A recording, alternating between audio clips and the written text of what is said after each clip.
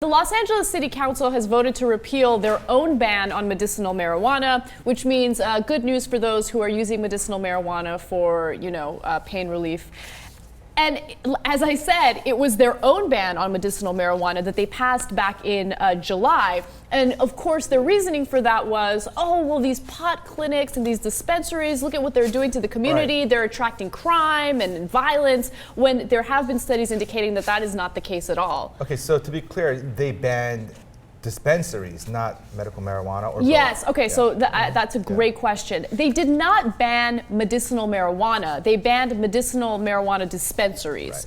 Right. And the reason why they did that, again, is because they felt that they were attracting crime, which was not really the case. What they said was that small groups, maybe a group of 3 people or less, can grow their own medicinal marijuana. However, if you're suffering from cancer, or if you're truly sick, you're not going to have the time, the energy, the resources to sit there and nurture your pot plants. No, that's stress relief. Gardening, it's very good for you and your frame of mind. I'm sure also, that's what they would say. On an episode of The Point, we had on the panel Sam Hummold, who is on the city council, I think, in Studio City.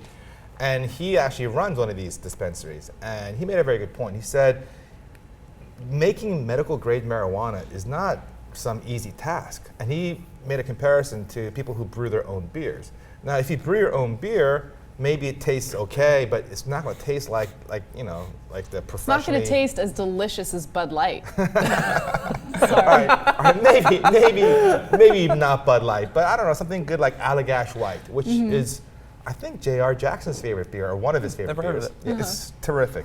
Blue Moon. The point being, if we just told people, hey, you can't get beer from stores, just go brew your own. You're gonna have a lot of shitty beer out there that won't. You'd have moonshine. Yeah. That's what you'd have.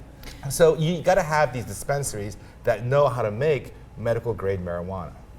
Now, I'm going to make this story a little personal, because I think that it's interesting to be someone who kind of comments on these stories, but then you come at it from a different perspective, not necessarily a different perspective, but a more educated perspective when you experience what the benefits of medicinal marijuana are. So I've talked about on the show before that my mom has kidney disease, and on Monday I actually had to miss a day of work because she had a pretty serious surgery that kind of prepares her for dialysis. And dialysis is a treatment for people who no longer have functioning kidneys, and they basically get hooked up to this machine that cleanses their blood and puts it back into their body.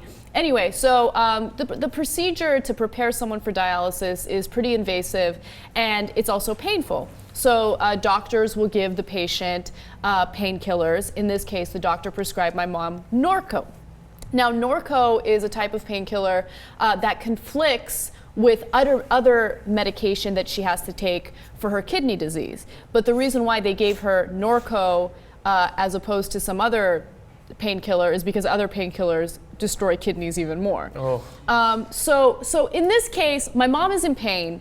She needs to take painkillers, but the painkiller that she was prescribed conflicts with the medication that she's on already, and it destroys her liver, right? She can't smoke marijuana for pain relief, because if she does, they kick her off the waiting list for a kidney donation. So these laws are so ridiculous, especially when you look at the drugs that we have deemed legal, the prescription drugs that we have deemed legal, and you look at how harmful they really are to the human body. What's your argument? I want to know what the argument is. Why couldn't my mom smoke marijuana for pain relief as opposed to taking these very harmful painkillers that are destroying other organs?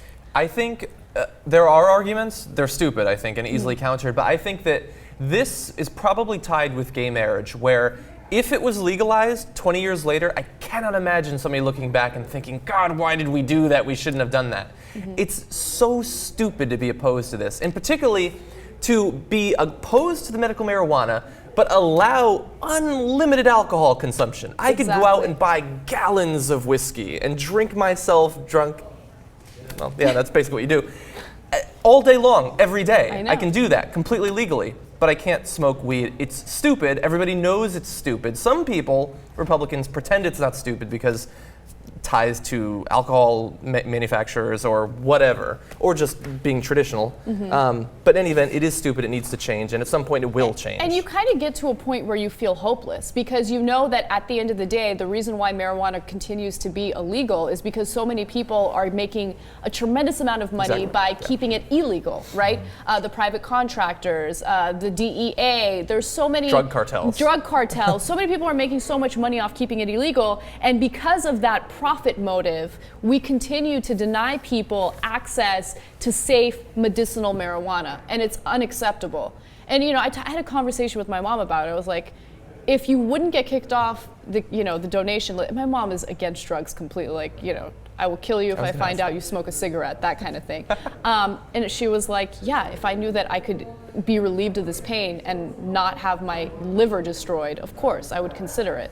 But she doesn't have that option. Yeah, pot will become legal as soon as Monsanto and all the pharmaceutical companies figure out a way for them to distribute it and make money. Genetically modified pot. Yeah, then it'll be fine.